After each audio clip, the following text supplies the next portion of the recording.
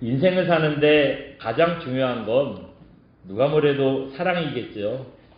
사랑이 없다면은요, 그 인생에는 기쁨도 없고 행복도 없고 그야말로 태어난 김에 사는 인생이 될 수밖에 없을 겁니다. 그런데요, 이렇게 중요한 사랑이 살아보니까 어떠세요? 참 쉽지 않습니다. 그래서 에릭 프롬이라는 철학자가 이런 책을 한번 썼어요. 한번 잠깐 보여주시겠어요? 네. 책 이름이 뭐래요? 사랑의 기술. 책 표지가 요즘 거 같죠? 새로 나온 신간은 아니고요. 1956년에 처음 나온 책입니다. 1956년에 나온 책이 지금까지도 뭐 계속 읽혀지고 있는 거예요. 계속 출판이 되고 있습니다. 그런 거 보니까 책 내용이 제법 좋겠죠? 저도 그래서 그런 줄 알고 읽어봤더니요, 엄청 지루해요. 사랑을 하려고 이걸 읽었다가 사랑을 하지도 못하고 지치겠더라고요. 그래서 책 내용을 다 말씀드리면 너무 지루할 것 같아서요, 제가 일부만 소개해드려 보겠습니다. 우리는 엄마 뱃속에서 이 영양과 산소를 공급받고 또 이 양수 안에서 따뜻한 그 생명의 기운을 얼마 동안 누리다가 태어나죠? 10달 동안 누리다 태어나요. 그러다 보니까 우리는 아기가 태어나면 축복이라고 그러고 막 기뻐하잖아요.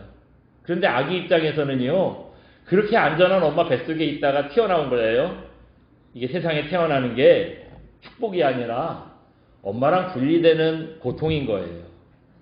그 얼마나 불안하겠어요. 그래서 이 불안한 마음을 극복하기 위한 감정을 배우는데 그 감정이 뭐냐? 바로 사랑이라는 겁니다. 남남이 없던 두 사람이 사랑하고 하나됨을 느낄 때 얼마나 행복해요. 연애할 때는 어때요? 안 만나면 보고 싶고 보고 있으면 헤어지기 싫고. 사랑을 통해서요, 엄마랑 분리된 이 분리불안의 감정을 잊고요, 따뜻한 마음이 회복되는 거예요. 근데 문제가 있어요. 사랑을 해보니 문제가 뭐지요? 이 사랑의 기쁨이 영원하지 않다는 겁니다. 시간이 지날수록 서로 뭐 대면해지고요. 처음에는 만나기만 해도 좋고 행복했는데 그런 감정이 막 사라지는 거예요. 여러분, 그게 우리가 나쁜 놈이라 그런 게 아니라 사랑의 감정이라는 게 원래 그래요. 오래가지 않고 영원하지 않습니다. 그래서 에릭 프롬은요, 사랑도 기술이 필요하다는 얘기를 해요. 세상의 모든 일은 잘할 수 있도록 기술을 익혀야 되잖아요. 여기 반주하는 분들이 있는데 반주도 엄마 뱃속에서 태어날 때부터 한 거 아니죠?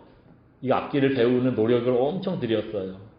또 그림도 타고나서 잘 그리는 분들이 있는데 보니까 그분들도 처음에 좀 그리는 것 같은데요, 나중에 보니까 학원을 다니더라고요. 그림도 그림 그리는 기술을 좀 배워야 된대요. 또 여러분, 먹고 사는 일도 어때요? 이것도 뭐 작은 일 하나도요, 배워야 돼요. 또 누구한텐가 배워서 내가 그 일을 잘할 수 있도록 해야 합니다. 그런 것처럼 사랑의 감정이 자연스럽게 우러나오는 것 같지만 그런 감정은 금방 사라져요. 사랑도요, 기술로 배워야 한대요. 우리가 사랑에 대해서 착각하는 게 한 가지 있어요. 뭐냐 하면, 여러분, 사랑은 주는 건가요? 받는 건가요? 말들은 참 잘하세요. 근데 뭐 사랑은 어떻게 되길 바래요? 받기를 바래요. 말은 주는 거라고 했지만 여러분, 사랑 주는 분들이 있으세요? 다들 받기를 바래요. 주기보다는 받기를 바라고 뭐 사랑받지 못하면 사랑이 식었다 그러고 무슨 뭐 권태기라 그러고 이런 얘기합니다. 그런데 사랑은 다른 사람이 주고 나는 받기만 하는 그런 수동적인 게 아니죠. 사랑은 능동적이고 활동적인 겁니다. 그래서 받을 때보다 주고 베풀 때 그 사랑이 훨씬 커져요. 그 기쁨이 넘치게 되어 있습니다. 그러면서 에릭 프롬이 이런 멋진 말을 해요. 많이 가졌다고 부자가 아니라 많이 주는 사람이 부자입니다. 사랑도 그런 겁니다. 그러니까 사랑의 기술이라는 게 읽어보니까 별다른 게 없어요. 뭐냐 하면은 결국 얘기는 뭐냐 하면 내가 먼저 주는 거래요. 그러니까 사랑 잘하고 뭐 사랑받는 기술이 뭐냐 하면 다른 사람들을 먼저 사랑하는 거랍니다. 그러면 사랑의 감정이 식지 않고 사랑의 기쁨도 사라지지 않는다. 뭐 이런 얘기를 해요. 그 외에 여러 가지 얘기들이 있지만 이게 아주 간략한 사랑의 기술, 저 책에 대한 내용입니다. 우리가 이런 사랑의 기술을 몰랐잖아요. 이거 몰랐기 때문에 우리 사랑이 성숙하지 못하고 미숙하게 맨날 지지고 볶고 우리가 그렇게 살지 않았습니까? 사랑뿐만 아니죠. 여러분, 그 많은 문제들이 결국 보니까 미숙함에서 오는 거더라고요. 오늘 본문이 사랑에 대한 교훈이라서 사랑의 기술을 말씀드렸는데 사랑뿐이던가요? 능력의 문제, 관계의 문제, 이 입이 방정이라 이 말하는 문제, 행동의 문제, 많은 문제들이요. 사실은 일어나지 않아도 됐는데 이거 참 우리 미숙함 때문에 덜컥 일이 터져버리는 거예요. 이것 때문에 해결하지 못하고 골치 아프고 이런 일들이 얼마나 많습니까? 그래서 우리가 문제가 생길 때마다 여러분 어떤 생각하세요? 빨리 성숙해지면 좋겠다 이런 바람을 갖습니다. 그래서 여러분 그 애초에 우리가 좀 성숙하고 지혜로워서요 문제를 안 만들었으면 좋겠고 혹시 문제가 터지더라도 성숙하고 아주 그냥 스무스하게 지혜롭게 문제를 잘 해결했으면 좋겠다 이런 바람을 가져요. 또 이런 성숙함을 우리는 어떻게 생각하냐면 죽어라 배우고 노력하면 된다고 생각합니다. 여러분 설교를 시작하면서 말씀드렸던 책 저 사랑의 기술에서도 사랑을 뭐라고 얘기했죠? 본능적인 거, 자연스럽게 느끼는 거는 한계가 있고 이거 배워야 된다 그랬잖아요. 그래서 책 이름도 사랑의 기술이라 그랬잖아요. 물론 어느 부분에서는요, 열심히 배우고 노력하면은 성숙해지기도 해요. 우리가 그렇잖아요. 완전히 애늙은이라 태어날 때부터 점잖고 성숙한 애가 있겠어요? 애가 딱 태어나 봤더니 애가 너무 점잖아. 그리고 생각하는 거나 말하는 거나 어른 같아. 쟤는 어른이야. 그렇게 말들을 하는데요. 진짜로 그런 애가 있겠어요? 애들은요. 아프면 울고 막 마음대로 안 되면 아무 데서나 막 들어눕고 힘들면 어떻게 해요?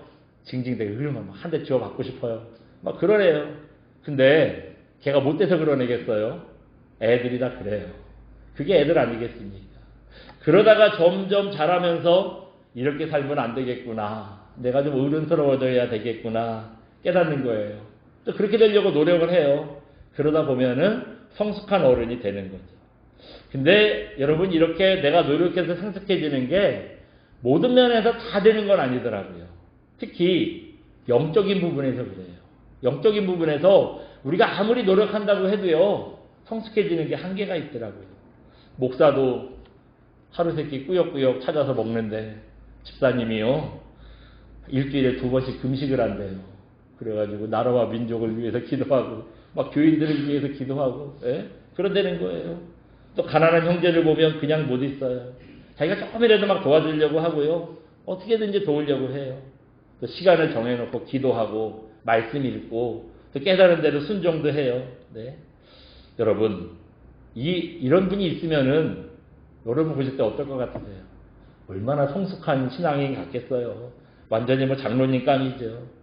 그런데 누가복음 18장 11절 12절 보시니까 외식하는 바리새인들의 모습이 딱 이랬어요. 예수님도 금식을 안 하고 예수님의 제자들도 금식을 안 한다는데 이 바리새인들은 일주일에 2번씩 금식을 한대요. 또 불의하지도 않고요. 간음하지도 않고요. 또 칼처럼 11조를 띄고요. 구제 잘하고요. 누구 걸 토색하지도 않고요. 이렇게 할 수 있는 나에게 이런 신앙을 주신 거에 감사드립니다. 바리새인들이 이런 기도를 했다는 거예요. 근데 예수님께서 옆에서 그걸 듣고 있다가 참 신실하게 신앙생활 잘한다 칭찬할 것 같은데 예수님께서 그렇게 안 하셨죠. 네, 뭐라 그래요? 그 겉모습만 하얗게 회칠한 무덤 같다고 책망을 하셨어요. 왜냐하면 이런 모습들이요 진심에서 나온 게 아니기 때문이라는 거예요. 진심이 없고 그냥 사람들 앞에서 제가 점잖게 잘 보이려고 사람들한테 그냥 칭찬받으려고 하는 일이었기 때문이라는 겁니다. 여러분 영적인 성숙함이라는 게 그래요. 내가 노력을 전혀 안 할 수는 없어요. 우리가 기도해야 됩니다. 또 말씀도 읽고 하나님을 묵상해야 돼요. 이 노력 필요해요. 이런 노력이 필요하지만 내면이 변화되지도 않으면서 겉으로만 이렇게 노력한다고 온전해지는 건 아니더라고요. 그 내면이 변화되지도 않고 겉으로만 이렇게 열심히 하다 보면은 이걸 갖다 뭐라 그러냐면 율법주의라 그래요. 그러니까 이 형식에 빠지는 거예요. 이런 건 진정한 성숙이 아니죠. 그래서 이렇게 이 내면이 성숙되지 못하고 겉으로만 열심히 하는 사람들 보면은 자기가 열심히 한 거 가지고요, 자꾸 다른 사람들 책망해. 성경에 이렇게 써 있는데 쟤는 그렇게 안 하네. 저거 큰일 났다. 저거 신앙인도 아니라 그러고 막 남 욕하고 정죄하고 판단하고 이런 일만 하는 거예요. 그래서요, 이거 중요한 일입니다. 주의 잘 지키셔야 돼요. 11조도 하셔야 돼요. 기도도 열심히 하셔야 됩니다. 말씀대로 순종하셔야 돼요. 그러나 이 겉으로 보여지는 모습만으로 저 사람이 성숙하다 판단할 수는 없는 겁니다. 그걸 판단할 수는 없어요. 그러면 우리가 성숙해지기 위해서 뭐가 필요하냐? 사랑이 필요하다고 얘기하고 있어요. 여러분, 우리가 성숙하려고 할 때 말씀을 얼마나 아느냐, 얼마나 순종을 잘하느냐 이런 건 생각해 봤는데, 성숙하려면 사랑이 필요하다는 거, 사랑이 있어야 성숙이 완성된다는 거, 이거 생각해 보셨어요? 네. 우리가 진짜로 성숙해졌다면 사랑의 모습이 우리에게서 나타나야 한다는 겁니다. 나이를 먹은 어른이건 뭐 새파란 애들이건 하는 것 보니까 미워하고 다투고 시기하고 질투하고 맨날 그러는 거예요. 예? 이러는 거 보면 이것처럼 참 미숙해 보이는 게 없잖아요. 이게 왜 그럴까요? 그분이 뭐 자라온 환경이 그렇게 해서 그랬겠어요? 우리는 다 그런 줄 알았어요. 세상에 있는 뭐 심리학, 뭐 이런 상담학 이런 데에서도 보면 어떤 사람이 그 뭐라 그러다 갑자기 제가 용어가 생각이 안 나네. 뭐 어른인데 미숙한 분 이걸 나타내는 뭐 얘기하는 용어가 있거든요. 그런 분들이 왜 그렇게 나타내느냐? 자라온 환경이 그래서 그렇다. 무슨 뭐 특히 둘째라서 뭐 첫째한테 큰아들한테는 뭐 모든 부모님의 관심이 기대는 큰아들한테 가고 애정은 막내한테 가고 둘째는 채워가지고 둘째는 좀 그런 편이 있다 뭐 그러는데 그게 아니에요. 말씀해 보니까 사랑이 없어서 그런 거래요. 뭐 저런 놈이 있냐고. 남들이 다 손가락질해도 여러분 부모는 어떡하죠? 자식의 흠을 감싸줘요. 아니라고, 원래 그런 애 아니라고, 친구 잘못 만나서 그런 거라고, 애를 감싸줍니다. 부모가 왜 그렇게 못된 놈한테 그렇게 하겠어요? 여러분 부모님이시잖아요. 왜 그래요? 사랑하니까 그러잖아요. 사랑하니까 그래요. 정말 그렇게 얘기하면서도 우리 애는 그렇지 않을 거라는 기대감이 있고, 그래서 내가 사랑으로 어떻게든지 저 애를 좀 바르게 좀 인도하고 싶고, 우리 애인데 다른 사람한테 욕먹지 않았으면 좋겠고, 이런 사랑의 마음이 있으니까 남들은 다 손가락질을 해도 부모는 그렇게 안 하잖아요. 누구나 다 그렇게 얘기를 해도 얘를 감싸주지 않습니까? 또 남들이 다 이상한 사람이라 그러는데 연애할 때 보면 여러분 어때요? 그 이상한 모습이 안 보여요. 남들은 다 나쁘다는데 나쁜 모습이 안 보이고요. 이상하다고 하는데 그 모습도 그렇게 사랑스러워요. 이게 왜 그렇죠? 눈에 콩깍지가 씌어서 그래요. 다른 말로 하면 사랑하니까 그래요. 여러분 사랑이 그래요. 사랑하면 미워하고 다투고 시기하고 질투할 수가 없어요. 다 포용해주고 감싸주고 참아줍니다. 여러분 한번 들어보세요. 포용하고 감싸주고 참아주고 기다려주고, 이 모습 어떤 모습이죠? 우리가 생각하는 성숙한 어른의 모습이잖아요. 네? 이게 성숙한 어른의 모습 아닙니까? 그래서 앞에 4절 5절 보면 이런 말씀이 있어요. 우리 한번 잠깐 읽어볼까요? 4절 5절 우리 고린도전서 13장 4절 5절 같이 한번 읽어봅니다. 시작. 사랑은 오래 참고 사랑은 온유하며 시기하지 아니하며 사랑은 자랑하지 아니하며 교만하지 아니하며 무례히 행하지 아니하며 자기의 유익을 구하지 아니하며 성내지 아니하며 악한 것을 생각하지 아니하며, 뒤에도 있지만 요만큼만 읽지요. 또 뭐라 그래요? 사랑은 오래 참고 온유하고 시기하지 않고 자랑하지 않고 교만하지 않고 무례하게 행치 않고 자기의 유익을 구하지 않고 성내지 않고 악한 걸 생각하지 않고 뭐 불의하지 않고 이런 얘기를 엄청 많이 해요. 이게 우리의 그 성숙한 모습인데 어떨 때 이런 모습이 된대요? 사랑할 때, 사랑이 완성됐을 때 이런 성숙한 모습이 나타난다는 겁니다. 그래서 성숙하지 못하고 미숙한 건 그 사람이 못돼서가 아니라 무슨 자라온 환경이 나빠서가 아니라 사랑이 없기 때문에 그렇다는 거예요. 오늘 우리가 생각해 보고 싶은 거 바로 이겁니다. 한번 잠깐 보여주시겠어요? 같이 한번 읽어봅니다. 미숙함에서 성숙함에 이르는 것은 어린아이에서 어른이 되는 것입니다. 아멘. 여러분, 우리가 성숙하기를 바라고 성경은 그렇게 우리에게 성숙하라고 얘기하는데, 이 미숙함에서 성숙함에 이르는 게 뭐래요? 애들에서 어른 되는 거라는 거예요. 오늘 본문 그 앞에 4절 5절 우리가 읽었던 데에서 사랑하면 그렇게 된대잖아요. 사랑하면 성숙해지는데, 그 사랑하면 성숙해지는 모습이 어떤 거냐? 오래 참고 온유해지고 시기하지 않고 무례하게 행동하지 않고 쭉 얘기했어요. 그리고 이렇게 성숙하게 그 사랑으로 성숙해지는 모습이 마치 뭐와 같냐 하면 어린애가 어른이 되는 것과 같다는 거예요. 오늘 본문 11절에서 그 얘기를 하고 있습니다.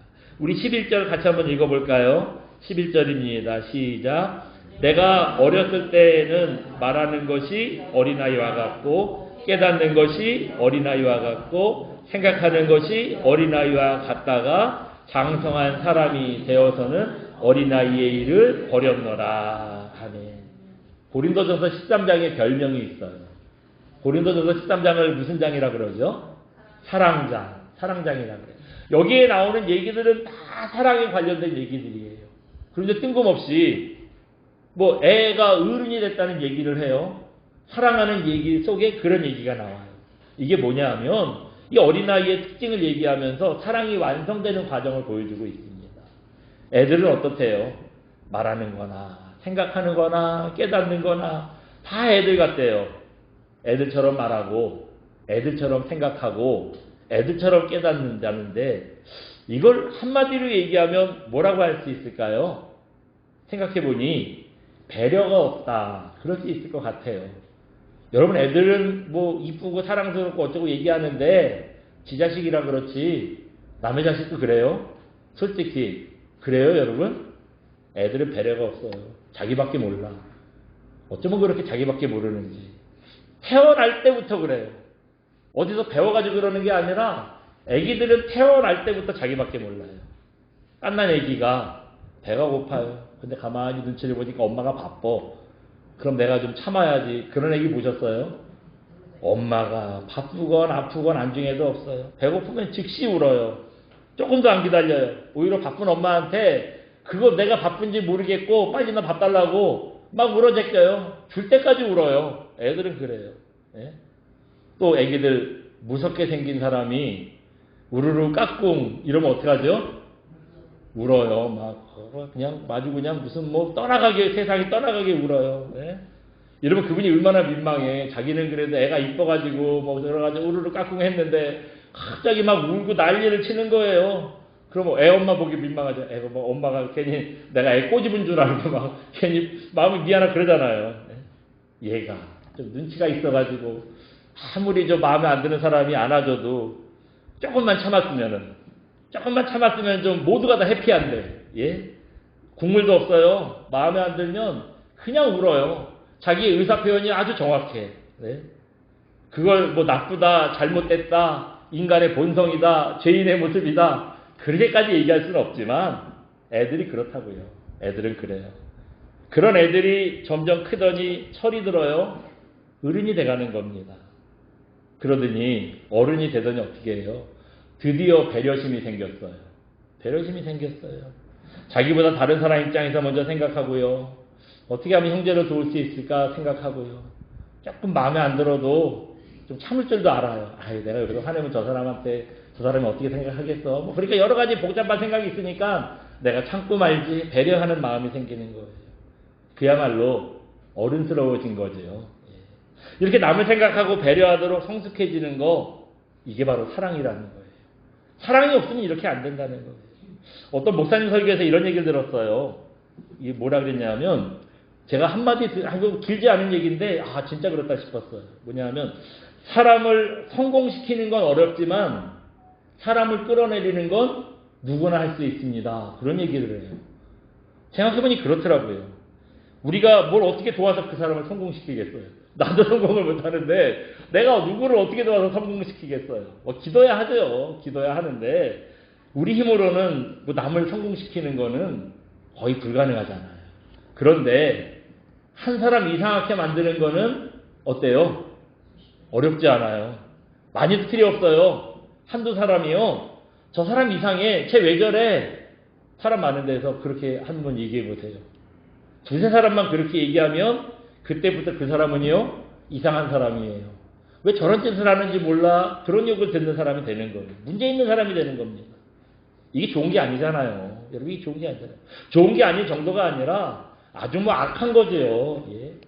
이런 말하는 사람들 보면은 처음엔 안 그런 것 같은데 나중에 가면 관계가 별로 좋지 않더라고요.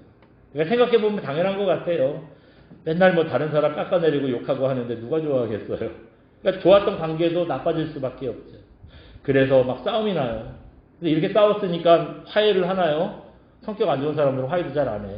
싸운 채로 끝나. 그러니까 뒤끝이 안 좋아요. 원한을 품게 되는 거죠. 생각보다 여러분 살아보니 어떠세요? 세상이 좁아요.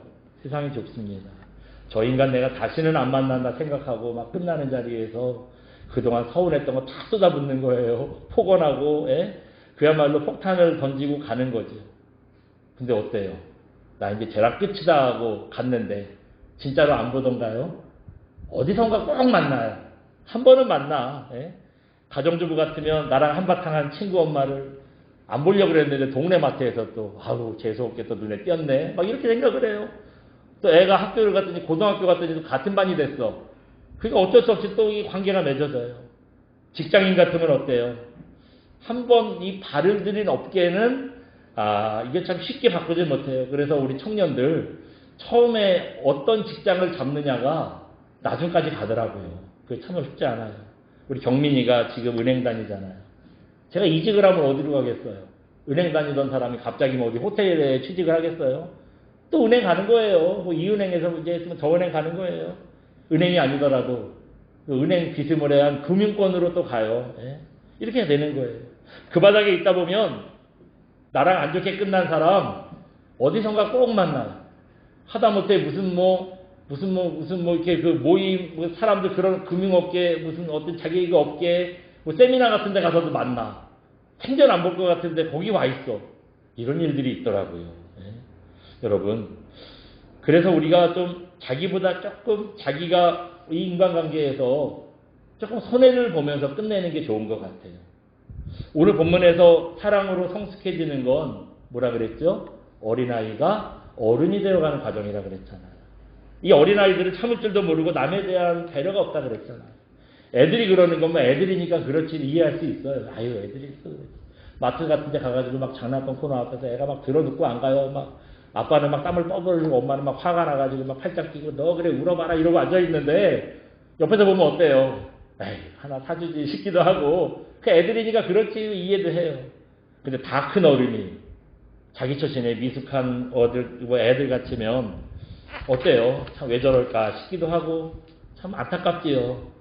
그래서 우리는요 성숙한 어른이 되기 위해서 사랑의 마음을 가져야 한다는 거예요.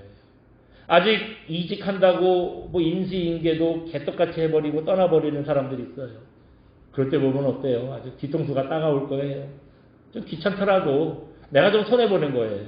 내 쉬는 날을 쪼개서라도 열심히 인수인계 해주면 떠날 때 이미지가 좋더라고요. 내가 쉬는 날, 뭐 내 시간, 내 퇴근 시간 이거 손해본 것 같은데 나중에 좋은 이미지는 남기더라고요. 이게 어른의 모습이 되는 거고 또 주님 안에서 성숙한 사람의 모습 아니겠습니까? 여러분 우리가 세상을 살 때 좀 손해보면 어때요? 이 손해 안 보려고 하다 보면 어른인데 애가 타지는 거야. 예? 그럴 때가 많잖아요. 우리가 세상에서 손해를 좀 보더라도 세상의 이익과 비교할 수 없는 하나님의 은혜를 넘치게 받은 사람들 아닙니까? 네, 여러분 우리가 그런 사람들이잖아요. 하나님께 그런 은혜를 받았다면은 넘치게 하나님의 은혜를 받았다면 세상에서는 까짓 거 조금 손해를 봐도 괜찮지 않을까요? 예? 거기 그렇게 우리가 목매고 미련을 가질 필요가 있을까요? 사랑의 마음으로 통 크게 먼저 양보하고 손해보면은요 오늘 본문의 표현대로 장성한 어른 되는 겁니다. 예수님 믿는 사람들은 역시 다르구나 하는 이런 그 소리를 듣는 성숙한 어른 되는 겁니다. 반면에 쟤는 주고 나는 왜 안 줘요? 맨날 다른 사람이랑 비교만 하고 10원 한 장 손해보지 않으려고 하고 마음을 나쁘게 했으면은요 애들 같잖아요. 그런 분들은 나이가 아무리 많아도 어른 대접받지 못하더라고요. 연세가 많으면 많을수록 젊은 사람들이 따르질 않아요. 어른 대접하지 않습니다. 여러분 그렇기 때문에 성령께서 주시는 사랑의 마음을 늘 구할 줄 아는 저와 여러분 되시기 바랍니다. 그래서 우리가 사랑으로 먼저 베풀고 나누는 성숙한 성도, 장성한 어른 되시길 주님의 이름으로 축원드립니다. 우리 이 시간 함께 찬양하고 기도합니다. 전능하신 나의 주 하나님은 함께 찬양하고 기도하겠습니다.